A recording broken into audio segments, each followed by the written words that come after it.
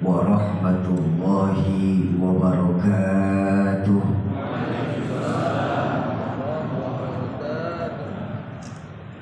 Alhamdulillahilladzi wa kafa, wassalatu wassalamu ala sayyidina Muhammadil Mustafa wa ala alihi wa ashabihi ahli sidqi wal wafa, amma ba'du. Yang saya muliakan segenap alim ulama, masyayikh, tengku, wabil khusus guru-guru saya Mukarram Abu Lamkawi, Mukarram Tembu Azhari, Imam Masjid Nurul Mukmin. Mudah-mudahan Allah panjangkan usia guru-guru kita dalam ketaatan kepada Allah Subhanahu wa Ta'ala. Amin. Yang saya hormati para tokoh-tokoh masyarakat, tokoh-tokoh kepemudaan. Ada Bapak Camat Kecamatan Kembang Tanjung, Bapak Haji Muhammad Ali, Bapak Jubir, Bapak Kecik Samsul Bahri, segenap DKM Masjid Nurul Mukmin, Ketua BKP RMI Kabupaten Pidi, Bapak-bapak, ibu-ibu, jamaah ma'asyiral muslimin dan muslimat, para calon penghuni surganya Allah yang dicintai Allah Subhanahu wa Ta'ala. Alhamdulillah, malam hari ini kita duduk dan berkumpul dalam rangka safari dakwah wakaf Al-Quran, satu rumah satu Al-Quran, yang dilaksanakan bersama Yayasan Kita Peduli Berbagi bekerja sama dengan BKP RMI Kabupaten Pidi. Dalam kesempatan pada malam hari yang berbahagia ini, sekaligus memperingati Isra dan Mi'rajnya baginda Rasulullah Sallallahu Alaihi Wasallam. Yang namanya agama, tentu ada hal-hal yang bisa dilogikakan, tapi juga banyak dalam agama ini hal-hal yang tidak ketemu dengan logika. Kalau dalam agama semua hal bisa dilogikakan, itu bukan agama namanya. Apa? Ilmu pengetahuan dia. Pun kalau dalam agama semua tidak bisa dijelaskan, itu pun bukan agama, tapi dongeng. Yang namanya agama ada hal-hal yang bisa dijelaskan, tapi juga banyak hal-hal yang tidak dapat dijelaskan. Ketika bertemu dengan hal-hal yang tidak dapat dijelaskan, bisa ditangkap dengan nilai-nilai keimanan. Contoh. Bagaimana mungkin bisa otak sekecil punya kita di Kembang Tanjung ini memahami peristiwa sebesar Isra dan Mi'raj? Ayo kita tengok. Baginda Nabi melakukan Isra Mi'raj itu, Pak, menembus 3 buah alam, menempuh perjalanan yang sedemikian jauh hanya dalam waktu yang sedemikian singkat. 3 buah alam beliau tembus: alam nasut, alam malakut, alam lahut. Alamnya manusia, alam ketuhanan, alam malaikat, dan alam ketuhanan. Batas saja sampai mana, Sogi? Alam manusia, minal masjidil haram ilal masjidil aqsa, itu alam manusia. Alam malaikat sampai mana, Sogi? Naik ke langit pertama sampai langit ke-7, itu alam malakut. Alam ketuhanan mulai naik ke Sidratul Muntaha, Rafraful Akbar, Mustawa sampai Alas. Itu jangankan kita manusia, malaikat pun gak tembus ke sana. Menembus 3 buah alam cuma dalam sepertiga malam terakhir. Nggak mungkin, kata kita orang Kembang Tanjung. Impossible menurut ilmuwan-ilmuwan barat. Tapi kita sering lupa, Misra Mi'rajnya baginda Nabi ini maunya Allah. Ketika bertemu dengan maunya Allah, apa yang nggak mungkin buat Allah? Betul apa betul? Betul. Idza arada syai'an ayyaqula lahu kun Fayakun. Ada nggak di surah Yasin? Ada. Ayat berapa? Ada, sorry ada. Kemarin saya baca masih ada. Udah coba kecewa. Nggak dinilai pun.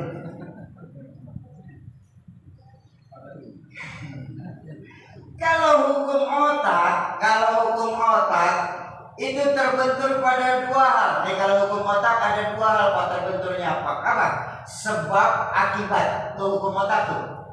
Contoh hukum otak, hukum logika. Kalau ada anak kecil di hadapan saya, otak saya akan berpikir, itu ada anak kecil, pasti ada ibu, pasti ada bapak. Betul. Ibu bapak namanya sebab, anak namanya akibat. Iya. Gara-gara kerjasama yang baik antara ibu sama bapak, keluar anak, itu hukum otak. Betul? Tapi kalau hukum Allah nggak mesti, Pak. Nabi Adam, bapak tidak ada, ibu tidak ada. Allah mau jadi Nabi Adam. Nggak mungkin bisa Pak di sini. Bahkan mau diselidiki pakai ilmu yang paling mutakhir sekalipun. Kalau Nabi Adam bisa ada ya. Padahal Nabi Adam nggak punya ibu, nggak punya bapak. Apa mungkin Nabi Adam tahu-tahu keluar dari laut? Di sini otak mesti tahu diri. Kita kadang-kadang manusia sering lupa diri. Diingatkan dalam Al-Quran, kalla innal insana la yatgha ara'ahu istaghna. Sungguh manusia sering lupa diri ketika posisinya sedang ada di puncak. Tuh, Nabi Adam, Nabi Isa, Bu, kenal Nabi Isa? Kenal di mana?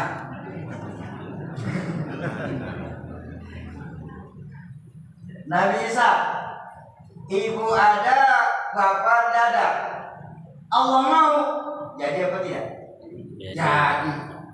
Jangan cuma Nabi Isa, Nabi Adam sekalipun yang tidak punya ibu, tidak punya bapak, Allah mau jadi. Apalagi hanya Nabi Isa, punya separuh modal. Dia punya ibu kan separuh modal. Nggak mungkin bisa, Bu. Diomongin, dibicarakan oleh kebiasaan orang apa namanya? Tanjung ini, Kembang Tanjung ini. Kok Siti Maryam bisa hamil ya? Padahal Siti Maryam udah punya suami. Bu, maaf. Siti Maryam seorang perempuan suci. Beliau hamil tanpa suami, disebut mukjizat. Apa namanya? Mukjizat. Sayang, banyak perempuan sekarang nggak mau kalah dengan Siti Maryam. Di Jakarta saya cerita ini, bukan di sini Jakarta. Di sini insya Allah ada.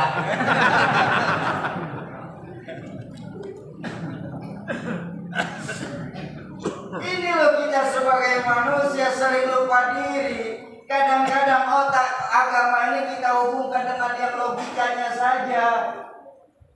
Lalu apa sih yang bisa kita ambil hikmah dari peringatan Isra Mi'raj malam hari ini? Ini. Pertama, dalam melakukan perjalanan Isra Mi'raj, baginda Nabi itu melakukan perjalanan minal Masjidil Haram ilal Masjidil Aqsa. Artinya apa? Perjalanan minal masjid ilal masjid. Secara langsung baginda Nabi mencontohkan bahwa memang umat Islam dengan masjid laksana ikan dengan air. Nggak boleh misah. Ayo, ada enggak ikan bisa sama air? Ada? Ada. Ikan mau mati. Lah kalau kita orang Islam menjauhi masjid, Pak, jiwanya yang mati, jiwanya yang kering. Kalau jiwa kita sudah mati, maka maaf, jadilah kita di sini bangkai yang berjalan-jalan di bumi Allah tercinta ini. Inna lillahi wa inna ilaihi Rajiun. Coba lihat sekarang. Bagi Nabi menjadikan masjid ini sebagai pusat kegiatan umat. Tapi nyatanya sekarang masjid-masjid yang ada di tempat kita enggak rupanya layaknya sebuah museum. Tahu museum? Tempat penyimpanan barang-barang antik. Fungsi masjid dan musola sekarang berubah lagi. Tempat penyimpanan barang-barang yang isi masjid sama musola sekarang rata-rata 50 tahun ke atas. Barang antik. Ya, saya punya ketua BKPR RI biar lebih hirau lagi ngegerakin anak-anak muda. Maaf Bapak Ibu, maaf. Saya teringat sebuah hadis baginda Rasulullah Sallallahu Alaihi Wasallam. Beliau pernah bersabda begini: Sayati zamanun ala ummati la yabqa min al-islam illa ismu wa la yabqa min al-Qur'an illa rasmu masajiduhum amira wa hiya kharabun min al-huda.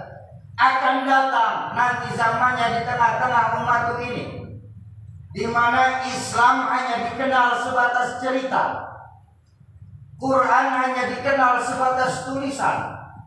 Saat itu masjid-masjid bagus, musola megah-megah, tapi kosong dari pancaran sinar hidayah. Ayo kita renungkan hadis baginda Nabi. Bukankah sekarang ini banyak hadis baginda Nabi yang diucapkan lebih dari 14 abad yang lalu, saat ini mulai terjadi kebenarannya. Maaf, saya tanya sekarang, masjid-masjid yang ada di Kembang Tanjung ini bagus-bagus apa enggak? Bagus. Alhamdulillah, alhamdulillah. Musola megah-megah apa enggak saat ini? Beberapa musola menggunakan AC ya Pak ya. Tapi lihat, saya bilang tadi, kita cuma bisa membangun masjid tapi tidak bisa menghidupkan masjid. Bangun masjid bisa, tapi bagaimana menghidupkan masjid? Maaf sekali, maaf, saya harus berani ngomong di depan saudara-saudara saya. Kita sering kalah Pak dengan umat agama lain dalam menghidupkan rumah ibadah. Ada satu kejadian nyata di dekat rumah kami. Di dekat rumah kami itu ada sebuah gereja. Gerejanya tidak besar, gereja kecil saja. Umatnya pun nggak seberapa. Tapi yang saya bikin iri, gereja tersebut Pak, kegiatannya sudah hampir tiap hari ada Pak. Gereja Senin kebaktian bapak-bapak, Rabu kebaktian ibu-ibu, Jumat kebaktian anak-anak muda, Sabtu Minggu kebaktian umum. Gereja yang umatnya tidak seberapa banyak. Masjid-masjid kita di provinsi Aceh ini masih banyak Pak. Jumat jam 9 pagi buka, Jumat jam 2 siang tutup, buka lagi Jumat depan. Laba-laba yang isi masjid kita sekarang. Benar. Makanya saya tadi begitu sampai, saya ngelihat masjid kita ini Masjid Nurul Mumin ya. Masjid Nurul Mumin, alhamdulillah masjid kecamatannya luar biasa, bangunannya bagus, lebar besar, alhamdulillah kita punya masjid tercinta ini Pak. Kegiatan beragamanya pun alhamdulillah selalu jalan. Pengajian diisi sama orang tua saya, aku Langkawi, alhamdulillah. Sholat berjamaah juga kata DKM di masjid kita ini alhamdulillah soki selalu penuh, terutama subuh. Saya tahu, saya subuh sering lewat sini Pak. Kalau udah subuh Nurul Mumin sampai keluar, nggak ada yang masuk, keluar semua. Ini nyengir tapi mikir ini ya Pak ya. Ayo, Islam hanya dikenal sebatas cerita. Maaf. Saya harus ngomong kayak begini, saya harus bicara seperti ini. Maaf sekali, maaf. agama-agama lain, Pak, kalau ingin menghilangkan Islam dari Kembang Tanjung ini, dari provinsi Aceh ini, nggak perlu mereka naruh bom untuk membunuh habis orang Aceh. Mereka nggak mungkin nurunin tentara Israel untuk nembak mati warga Kembang Tanjung. Dan maaf, mereka nggak akan berani menyerang Islam secara terang-terangan di tempat kita ini. Kenapa? Kita masih mayoritas di tempat kita. Betul apa betul? Betul. Tapi jangan sampai lupa, Pak.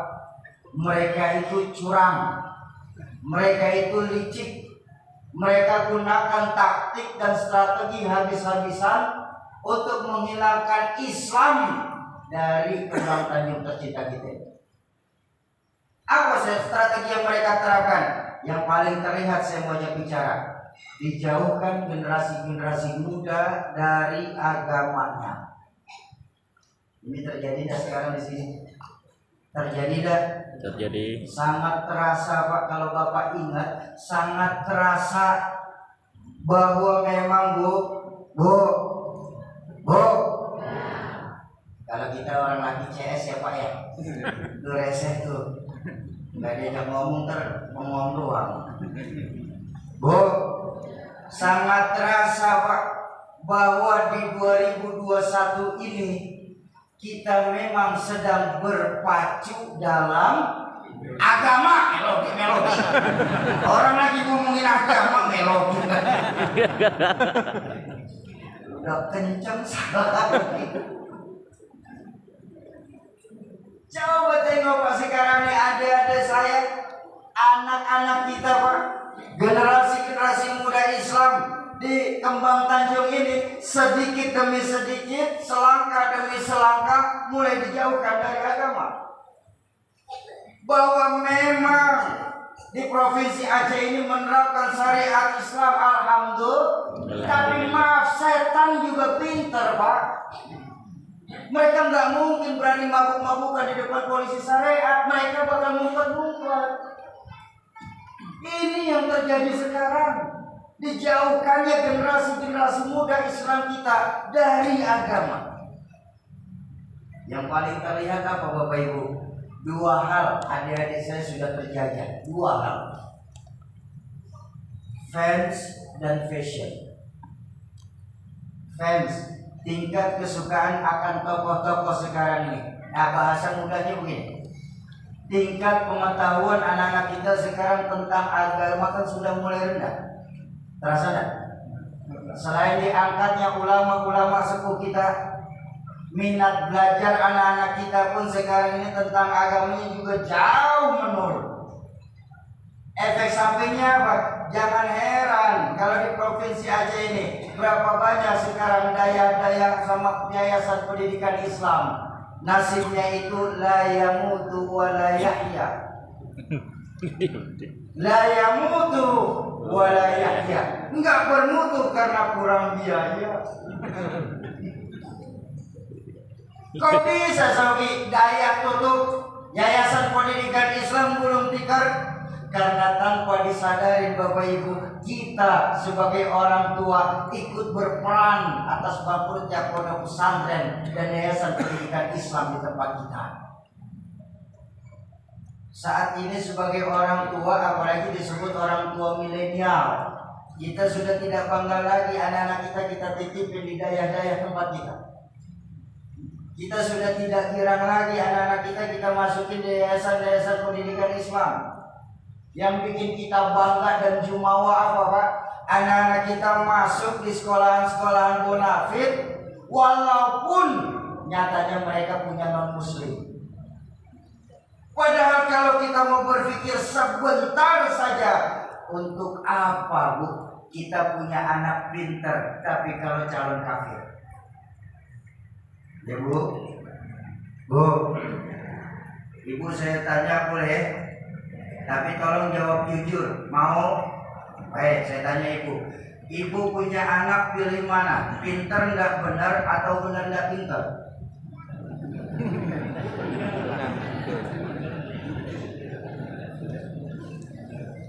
Nah, punya anak biar pinter asal benar. Baik, saya setuju Pak. Sebagai orang tua saya yakin kita berharap punya anak pintar benar. Bahasa orang tua saya dulu, bagaimana caranya anak kita berotak Jerman tapi tetap berhati Mekah. Tapi maaf, kalau pilihan itu ternyata sudah tidak ada di Kembang Tanjung ini Pak, kalau pilihan itu sudah tidak ada di tempat kita ini Bu, rasa-rasanya Pak, menurut saya orang bodoh ini Pak, lebih baik saya punya anak benar, tidak terlalu pintar. Kenapa? Masih terpakai di Kembang Tanjung ini. Bang, itu si Fulan bin Fulan Bang, tidak pintar, tapi benar dia tuh. Disuruh mengurus keuangan masjid, jujur dan amanah. Disuruh membesarkan majelis, alhamdulillah majelis bisa besar. Disuruh menjalankan pesantren, alhamdulillah istiqomah. Disuruh mengurus anak-anak yatim, alhamdulillah anak-anak yatim pada gemuk-gemuk bukannya ngurus. Disuruh mengurus janda-janda tua, alhamdulillah janda-janda tua pada sehat-sehat. Disuruh ngurus janda muda, nggak perlu, jangan. Masih lumayan, masih terpakai di masyarakat kita di sini, betul. Daripada orang pintar yang nggak benar, maaf Pak, kan akhirnya jadi ngerepotin orang. Apa buktinya? Kita bicara secara global Pak. Maaf Bapak Ibu. Nasib negara tercinta kita ini kan sekarang lagi di ujung tanduk. Hutang sudah melebihi 6.000 triliun. Bahkan Menteri Keuangan sendiri Pak, beliau itu jujur sekali harus mempersiapkan uang 700 triliun per 3 bulan untuk membayar bunga hutangnya saja. Belum pokoknya Pak, masih bunganya itu. Saya nggak bisa bayangin kalau 700 triliun kita beliin bakso. Semuanya dapat bakso. Kok bisa kayak begitu Saudi? Karena menurut orang tua saya di Indonesia ini sekarang ini terutama lebih banyak orang pintar tapi sedikit yang benar. Ini yang dulu bahasa orang tua saya, disuruh ngurus laut malah jadi bajak laut. Disuruh mengurus hutan, rame-rame jadi orang hutan. Nebangin saja nggak bisa nanam lagi Pak kita Pak. Disuruh mengurus beras, malah jadi kutu beras. Yang lebih prihatin ketika disuruh mengurus hukum, malah membuat hukum seperti pisau, tajam ke bawah, tumpul ke atas. Kalau kita orang kecil punya salah, hukum cepat benar ditegakkan. Yang besar punya salah, hukum pura-pura merem tidak melihat. Ini yang nyakitin perasaan kita. Betul? Bagaimana kita tidak mau sakit perasaan kita Pak?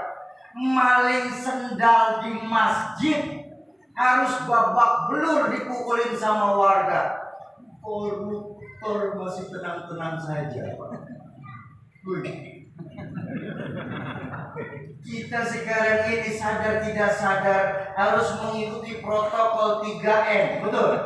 Tapi mereka enak-enakan makan 17M.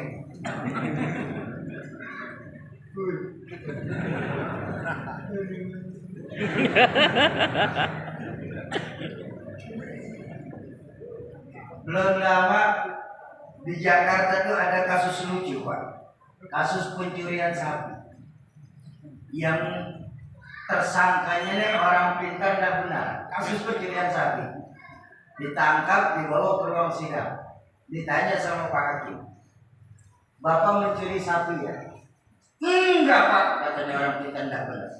Saya tuh nggak pernah mencuri sapi, sumpah saya berani Pak. Terus saya cuma ngambil tambang Pak. Saya tidak tahu di ujungnya masih nempel sapi. Ini jawaban orang pintar tidak benar loh Pak. Ini yang terjadi sekarang ini. Maaf di kita nih. Polisi kita punya, TNI kita ada, masih kurang. Jaksa Agung kita punya, MK kita ada, KPK kita ada. Tapi kok korupsi tidak turun-turun malah naik. Kenapa? Sekarang korupsi sudah berjamaah.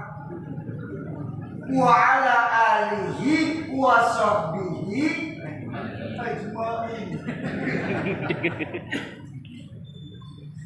Bapak-bapak dan ibu-ibu, jamaah ma'asyiral muslimin dan muslimat, para calon penghuni surganya Allah yang dicintai Allah Subhanahu wa taala. Tuh, itu kejadian yang nyata. Maka tentunya apa? Didik kembali anak-anak kita, generasi-generasi muda Islam yang ada di Kembang Tanjung ini. Tanamkan kembali nilai-nilai agama semenjak dini dalam rumah tangga kita. Baginda Nabi mengingatkan al-baitu madrasatul ula. Rumah itu pesantren pertama buat anak-anak kita. Jangan pernah kita di sini berharap punya generasi yang soleh dan solehah kalau kita sendiri sebagai orang tua tidak bisa berlaku soleh dan solehah di hadapan anak-anak kita. Mimpi Pak di Kembang Tanjung ini punya generasi muda yang Qur'ani. Kalau kita sendiri sebagai orang tua tidak doyan membaca Al-Quran di hadapan anak-anak kita. Bukankah pepatah Arab mengajarkan ma fil aba fi abna, bapak kalong anak kampret, bapak nyolong anak nyopet. Fotokopi bagaimana aslinya Pak? Dulu maaf ya, ini terjadi sekarang. Dulu saya kecil Pak, kalau ada teman-teman orang tua saya datang ke rumah terus sambil ngobrol-ngobrol, ditanya sama beliau-beliau, Soki, iya Pak, kamu besar ingin seperti siapa? Saya rasanya nanti kalau besar tuh ingin seperti Tengku Umar Pak. Lain waktu ditanya lagi, kamu besar ingin seperti siapa Soki? Saya ingin seperti Jenderal Sudirman Pak. Sisi waktu saya tanya lain lagi, kamu besar ingin seperti siapa? Saya ingin seperti Mbah Hashim Asy'ari Pak. Sisi lain ditanya lagi, kamu besar ingin seperti siapa? Saya ingin seperti Kiai Haji Ahmad Dahlan Pak. Saya dulu.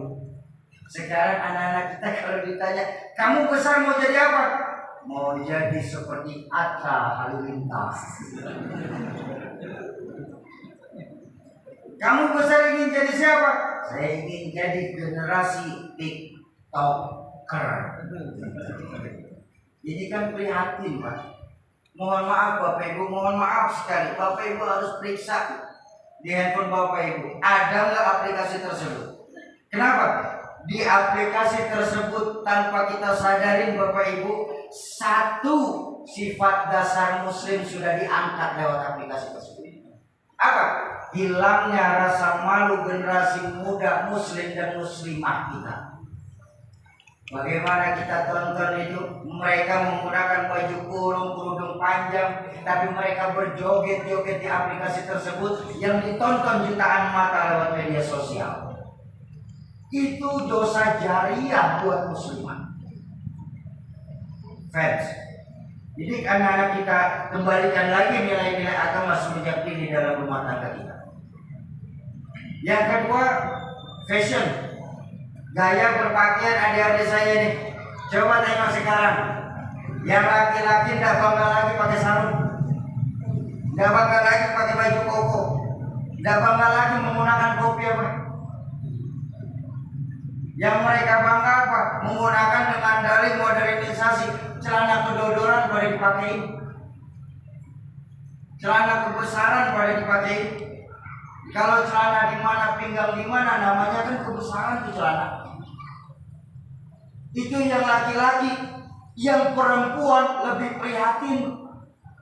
Baju adanya sudah jelas-jelas kekecilan masih dipakai. Iya, tetap mereka menggunakan kerudung, tapi bajunya nyetak badan kemana-mana.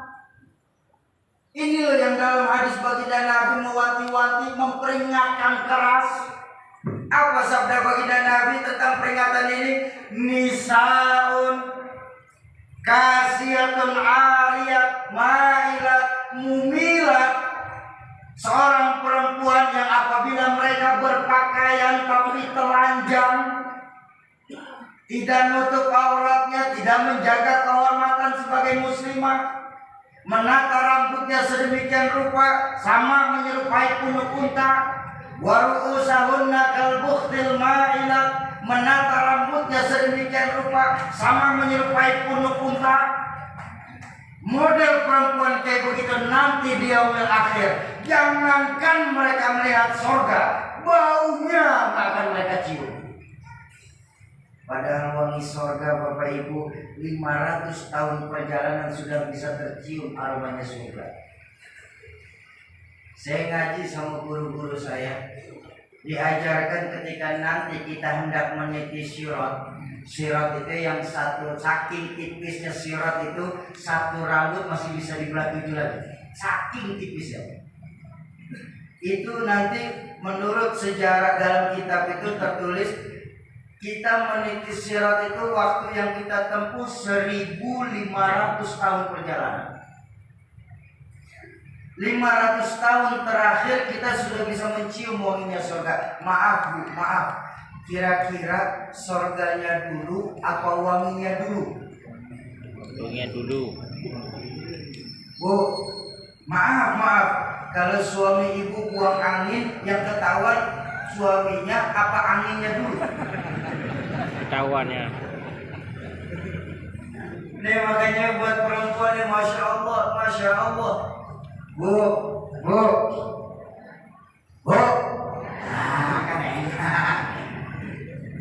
Maaf ya Bu, maaf Pak, saya ngomong ibu-ibu dulu. Maaf. Saya nih Bu, Muhammad Syauqi Pak. Kalau saja di alam roh saya ini boleh memilih.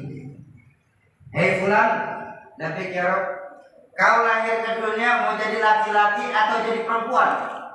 Saya milih jadi perempuan dibanding jadi laki-laki sekarang. Kenapa? Betapa Allah itu sayang sekali dengan kaum perempuan. Betapa baginda Nabi itu sayang sekali Bu dengan kaum perempuan. Mohon maaf Pak, perempuan ini Pak, untuk meraih surganya Allah, modalnya tidak perlu banyak-banyak Bu. Beda sama kita orang laki Pak. Perempuan untuk meraih surganya Allah cukup 4 modalnya. Apa modal perempuan meraih surganya Allah? Idza salat khamsaha wa shauma syahraha wa hafizat farjaha wa ta'at zawjaha fadkhulil jannah min ayyil bab. Seorang perempuan yang apabila mereka sholat 5 waktu. Saya tanya, ibu-ibu sholat 5 waktu benar? Alhamdulillah 1 sudah modal. Dan perempuan tersebut wasauma syahraha, berpuasa di bulan Ramadan. Ibu-ibu puasa Ramadan 2 sudah Pak. Dan perempuan tersebut wa hafizat farjaha, menutupi auratnya. Ibu-ibu nutup aurat 3 udah. Masya Allah. Perempuan Kembang Tanjung luar biasa. Calon ahli surga semua. Amin. Kita belum apa-apa Pak. Ini terbukti loh Pak. Perempuan Kembang Tanjung sudah 3 modal. Kita belum apa-apa. Dan yang keempat, perempuan tersebut wa ta'at zaujaha, taat sama suaminya. Ibu taat sama suami? Nggak kompak. Yang belakang bilang taat, yang depan enggak. Perempuan yang punya 4 modal tersebut, pesan baginda Nabi apa? Fadkhulil jannah min ayyil bab. Silakan masuk lewat pintu surga mana yang mereka kehendaki. Mudah apa susah Bu? Mudah kalau bicara. Ya Bu, pantas Pak. Kenapa Allah tuh cinta sekali? Kenapa Allah sangat mencintai kaum perempuan? Bayangkan, nggak tanggung-tanggung saking cintanya Allah sama kaum perempuan, dititipkan sebuah alam dalam perut perempuan. Alam rahim. Itu alam tuh. Pantas Bu. Ya Bu ya. Ketika baginda Nabi ditanya oleh para sahabat, "Ya Rasulullah, siapa orang yang paling harus saya taati?" Ibumu. Kemudian siapa lagi ya Rasulullah? Ibumu. Setelah itu siapa lagi ya Rasulullah? Ibumu. Kemudian siapa lagi ya Rasulullah? Bapakmu. Nih Bu, luar biasa perbedaan laki sama perempuan. Makanya saya berharap dijadikan perempuan Pak. Ya Bu ya. Coba baginda Nabi, ibu 3 kali disebut. Kita orang laki berapa kali Pak? 1 kali. 1 kali Pak. Jauh. Ibu 3 Bapak? 1. 1 Bapak? 3 ibu.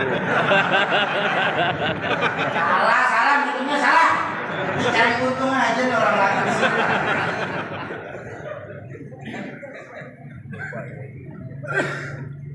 Bu, memang suaminya boleh nikah lagi Bu? Enggak boleh. Bapak mau nyari untung nih. Nih masih tak percaya Pak? Bu, yang kompak, boleh suaminya nikah lagi?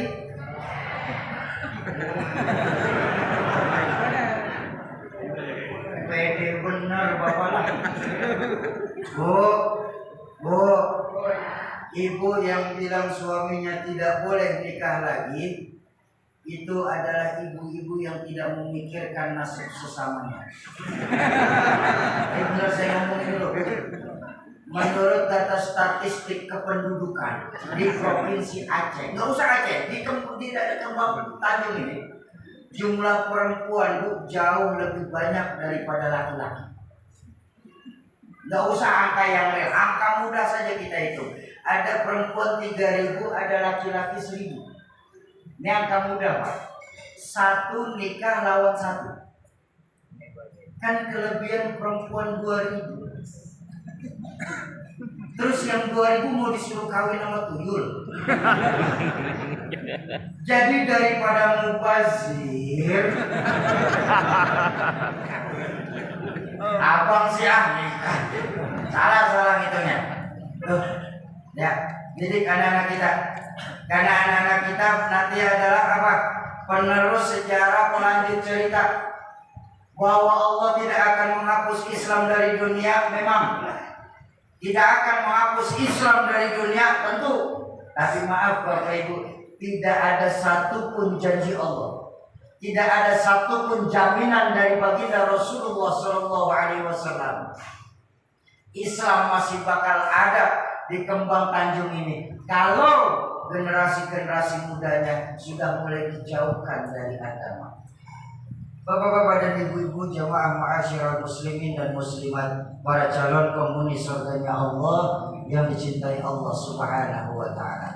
Itu yang pertama, perjalanan minal masjid ilal masjid. Sampai pagi. Memang ngaji sampai jam berapa di sini, Pak? Jam 12.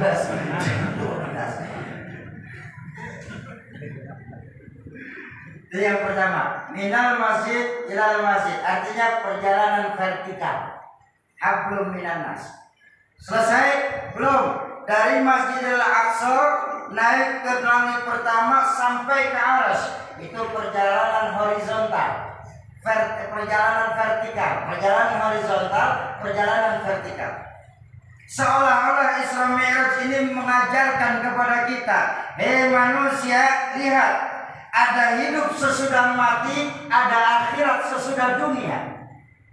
Semua kita cuma sebatas perantau di Kembang Tanjung ini, Pak. Semua kita. Loh, namanya orang merantau kan mesti pulang. Betul? Orang merantau mesti pulang. Bodoh kita, Pak. Yang kalau kita sadar kita hanya seorang perantau, tapi tidak pernah mikirin pulang. Pulang seharusnya senang. Pulang seharusnya girang. Contoh, selesai pengajian Isra Mi'raj, kita pulang ke rumah masing-masing. Pulang, senang apa enggak? Senang. Kenapa senang? Pulang bisa ganti sarung, ibu-ibu coba kerudung ya. Orang pulang pasti Senang. senang. Lebaran, masyarakat Kembang Tanjung yang punya kampung pulang mudik. Yang mudik kira-kira senang apa enggak? Kenapa senang? Pulang mudik ketemu keluarga besar. Orang pulang pasti Senang. senang.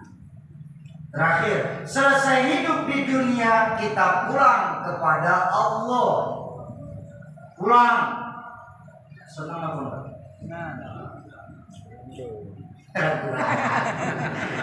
Senang dia masuk. Mau bilang senang takut tersuku. Apa sih Bu, Pak, yang bikin kita pulang sama Allah itu kok rasanya berat? Ada yang mengganjal di hati ini. Dua hal yang paling utama apa? Pertama, hubbud dunya wa karahiyatul maut. Kita terlalu cinta sama dunia sehingga timbul saat berpisah ada yang berat mengganjal di hati. Yang kedua apa? Yang kedua, karena tidak punya bekal. Betul? Tidak punya bekal maksain berangkat. Sampai tujuan belum tentu, sengsara di tengah jalan sudah terlihat. Kenapa? Tidak punya bekal berangkat.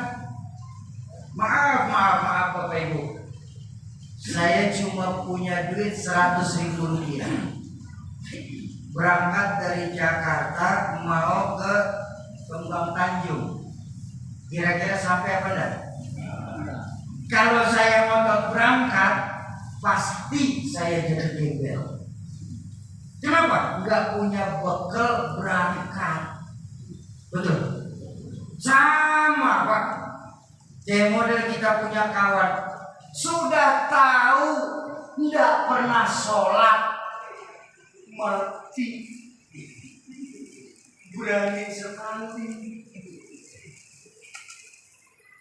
Nah, makanya di Isra Mi'raj kan turunnya perintah sholat buat kita. Ini modal kita Pak.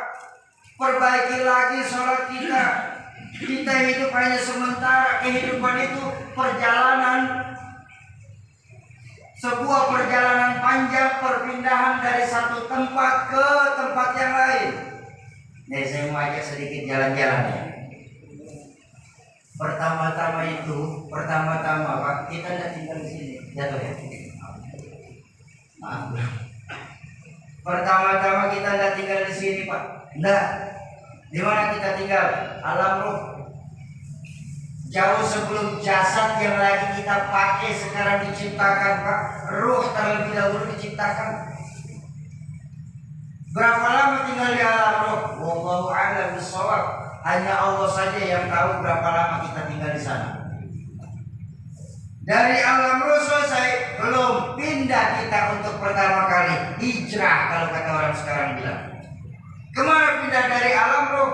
Alamul butun, alam rahim. Ya, seperti yang saya tadi bilang, alam yang ada di perut ibu-ibu kita tuh. Pernah enggak kita tinggal di situ Pak? Pernah apa enggak? Berapa lama Bu? 9 bulan 10 hari. Wahnan ala wahnin. Penderitaan di atas penderitaan. Orang tua kita mengandung kita 9 bulan 10 hari. Ada yang 13 bulan hamil kebo, namanya kalau di Jakarta bilang. Bener Pak. Ya Bu, ada kan ya Bu ya? Ada yang 2 tahun Pak. Keluar udah kumisan. Lamaan ya.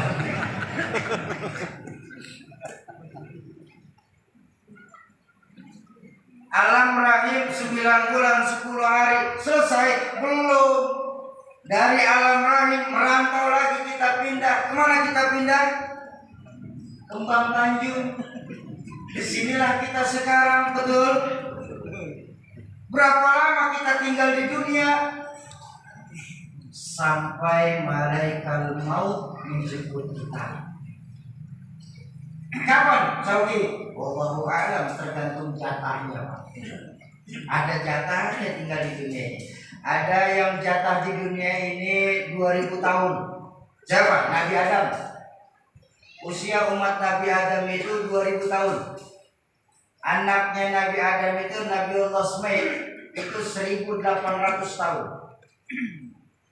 Ada yang jatah di dunia ini 940 tahun. Siapa? Nabi Nuh. Usia umat Nabi Nuh rata-rata 900 tahun. Nikmat kita kalau memang benar masih tinggal di zaman Nabi Nuh, Pak. Sudahlah, orang Aceh nggak usah sholat 300 tahun boleh. Masih ada stok tobat 600 tahun. Masih banyak kan tobatnya. Benar. Tapi kan guru-guru kita mengajarkan usia umat Nabi mengikuti nabinya. Nabi Adam 2000 tahun, umatnya rata-rata 2000 tahun. Nabi Nuh 940-an tahun, umatnya rata-rata 900 tahun. Kita sekarang ini umat baginda Rasulullah Sallallahu Alaihi Wasallam. Berapa usia beliau ketika wafat? Nah, itu berarti standar kita sekarang. Nyontoh Rasulullah, usia kita hanya sampai 63. Nyontoh hadis beliau, usia umatku baina sittin wa sab'in, antara 60 sampai 70. Kalaupun lebih sedikit, namanya bonus. Ya bonus namanya. Tapi kalau mencontoh baginda Rasul, usia kita cuma sampai 63. Maka kalau malam ini sudah terasa 50 tahun, waspada. 13 tahun lagi. Enggak lama 13 tahun lagi. Tapi jangan khawatir, Bang. Kalau malam ini kita baru terasa 62 tahun 11 bulan 3 minggu 5 hari, makan yang enak-enak. 2 hari lagi mau ikut. Sauki, ngomong aja kamu besar. Memang kenapa, Bang? Saya ini masih muda, masih lama. Oh maaf, soal maut nggak bukan urusan tua muda. Maut sesuatu yang misterius.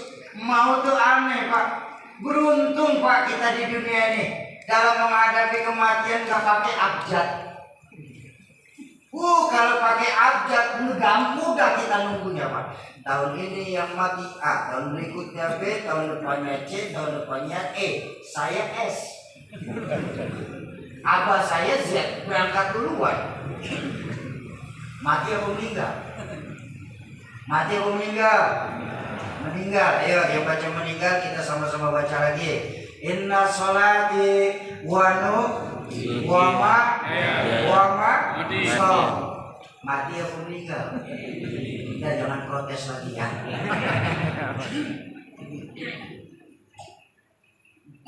Apa maksud saya itu ngomongin tentang alam dunia? Nah, nih yang saya mau ajak bicara alam dunia ya. Mohon maaf. Mumpung kita masih ada di dunia. Mumpung roh belum berpisah dari jasad. Mumpung pintu taubat masih terbuka lebar-lebar. Mumpung ladang amal masih banyak yang bisa kita tanam. Ayo kita pergunakan sebaik-baiknya di sisa umur kita. Karena maut sesuatu yang misteri. Berapa banyak di kita yang di Tanjung Kembang ini, Kembang Tanjung ini, kakek neneknya bernafas sudah menggunakan selang oksigen, cucunya duluan yang berangkat. Ada yang kayak begitu. Jadi maaf, jangan bilang kita masih muda. Mumpung kita masih ada di dunia. Bahkan dijelaskan dalam Al-Quran, ketika roh hendak keluar dari jasad, itu roh meminta permohonan kepada malaikat. Apa? Ya Allah, tolong tunda waktu saya sebentar lagi ya Allah. Tunda sebentar lagi. Kalau memang Allah mengabulkan permohonan saat saya sakaratul maut, dalam Al-Quran dijelaskan, fa'asaddaqa, saya akan bersedekah yang banyak. Mumpung nih Pak, insya Allah malaikat maut masih ada semeter dari kita, belum dekat benar sama kita. Ayo kita pergunakan waktu sebaik-baiknya. Ingat Al-Quran mengajarkan kullu man 'alaiha fan wa yabqa wajhu rabbika dzul jalali wal ikram. Dan yang sebaik-baik kita melakukan sedekah adalah sedekah Al-Quran. Kenapa? Karena orang melakukan perbuatan kebaikan itu Pak, man jaa bil hasanah falahu asyru amsalihha. Satu perbuatan baik akan dilipat gandakan 10 kali lipat. Apalagi untuk Al-Quran. Orang yang mewakafkan Al-Quran itu mendapatkan pahalanya. Pertama, pahala wakaf Al-Quran. Yang kedua, Al-Quran ini diserahkan kepada orang yang belajar Al-Quran. Dibaca, mereka baca Al-Quran, pahalanya itu per huruf diganjar sama Allah. Dalam hadis baginda Nabi, satu huruf itu bukan alif lam mim, tapi alif satu huruf, lam satu huruf, mim satu huruf. Bayangkan betapa untungnya kita investasi Al-Quran ini.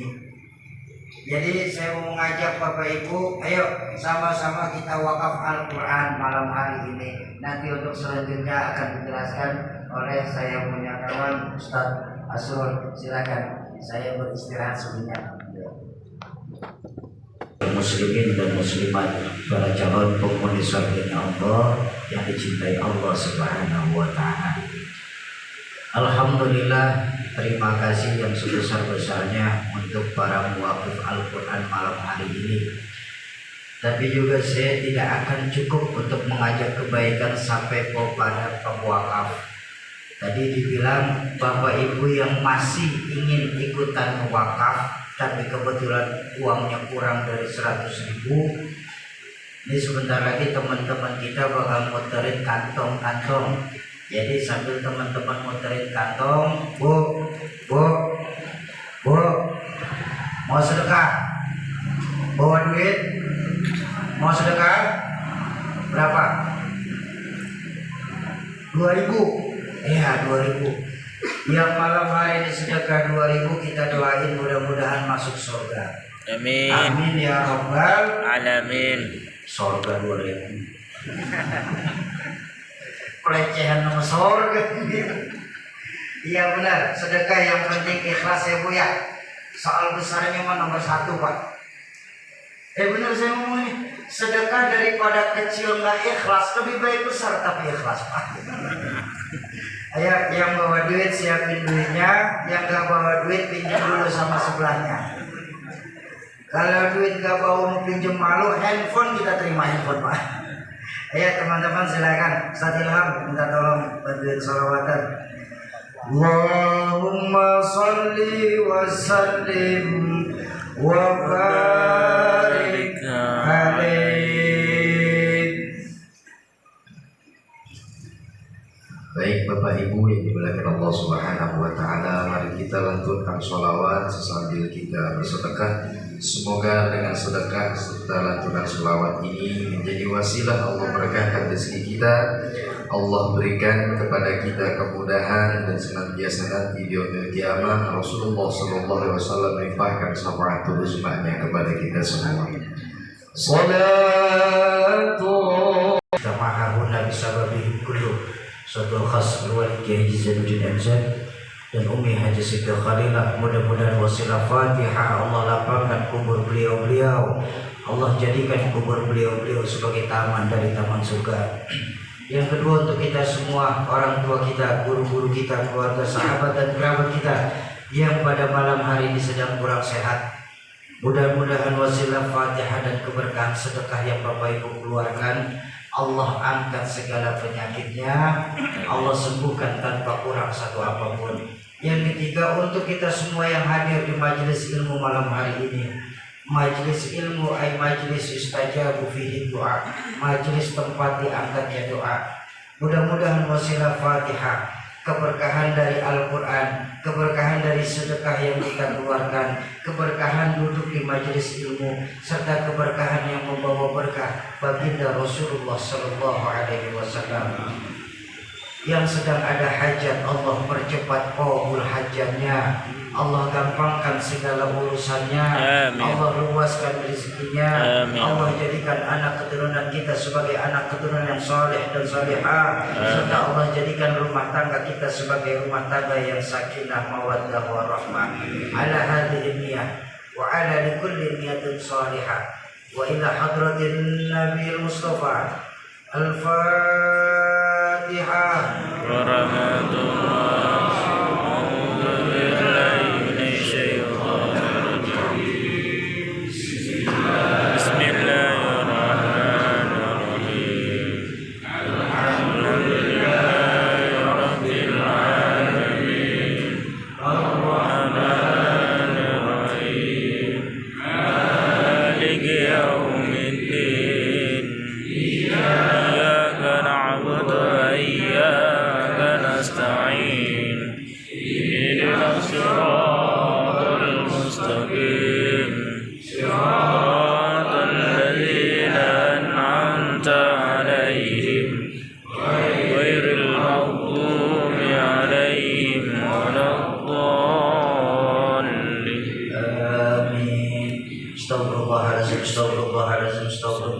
Bismillahirrahmanirrahim. Alhamdulillahirabbil alamin.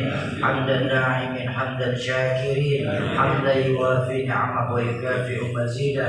Ya Rabbana lakal hamdu kama yanbaghi li jalali wajhikal karim wa 'azimi sultanik. Allahumma salli ala sayyidina Muhammadin al-Fatih lima ughliq wal khatim lima sabaq nasiril haqqi bil haqq wal hadi ila siratikal mustaqim wa ala alihi wa sahbihi haqqa qadrihi wa miqdarihi al-'azim. Allahumma ya azim sultan, ya qadim al-ihsan, ya daim al-ni'am, ya kathir al-jud, ya wasi' al-'ata, ya khafiy al-lutfi, ya jamil al-sun'i, ya halim la ya'jal. Salli ya Rabbi على سيدنا محمد وآله وسلم وارض عن الصحابة أجمعين. اللهم لك الحمد شكرا ولك المن فضلا وأنت ربنا حقا ونحن عبيدك رقا وأنت لم تزل لذلك أهلا. اللهم يا ميسر كل عسير ويا جابر كل كسير ويا صاحب كل فرير ويا مغني كل فقير ويا مقوي كل ضعيف ويا مأمن كل مخيف يسر علينا كل عسير وتيسير العسير عليك يسير. اللهم يا من لا يحتاج إلى البيان والتفسير حاجاتنا كثير حاجاتنا كثير حاجاتنا كثير وأنت عالم بها وبصير. اللهم إنا نخاف منك ونخاف ممن يخاف منك ونخاف ممن لا يخاف منك. اللهم بحق من يخاف منك نجنا ممن لا يخاف منك. اللهم بحق سيدنا محمد احرسنا بعينك التي لا تنام واكتفنا بجنبك الذي لا يرام وارحمنا بقدرتك علينا ولا تهلكنا وأنت ثقتنا ورجاؤنا. رب اغفر لنا ولوالدينا وارحمهم كما ربونا صغارا ولجميع المسلمين والمسلمات والمؤمنين والمؤمنات الأحياء منهم والأموات إنك على كل شيء قدير. اللهم اغفر أمة سيدنا محمد. اللهم ارحم أمة سيدنا محمد. اللهم انصر أمة سيدنا محمد. اللهم اجبر أمة سيدنا محمد. اللهم بارك لنا في رجب وشعبان وبلغنا رمضان. اللهم بارك لنا في رجب وشعبان وبلغنا رمضان. اللهم بارك لنا في رجب وشعبان وبلغنا رمضان. ربنا هب لنا من أزواجنا وذرياتنا قرة أعين واجعلنا للمتقين إماما ربنا آتنا من لدنك رحمة وهيئ لنا من أمرنا رشدا ربنا ظلمنا أنفسنا وإن لم تغفر لنا وترحمنا لنكونن من الخاسرين ربنا آتنا في الدنيا حسنة وفي الآخرة حسنة وقنا عذاب النار وصلى الله على سيدنا محمد وعلى آله وصحبه وسلم سبحان ربك رب العزة عما يصفون وسلام على المرسلين والحمد لله رب العالمين. Kesimpulan untuk kita bawa pulang malam hari ini, hutan yang paling mahal, mutiara yang paling berharga itu nilai-nilai keimanan. Jaga iman kita baik-baik, wariskan kepada anak cucu kita nanti. Tanamkan kepada anak-anak kita, Pak. Nah, zaman boleh berganti, tapi keyakinan jangan sampai mati. Nah, masa silakan berubah, nah, tapi akidah jangan sampai goyah. Kenapa? Untuk iman kita hidup. Dengan iman, sekarang kita sebagai orang tua sedang berjuang.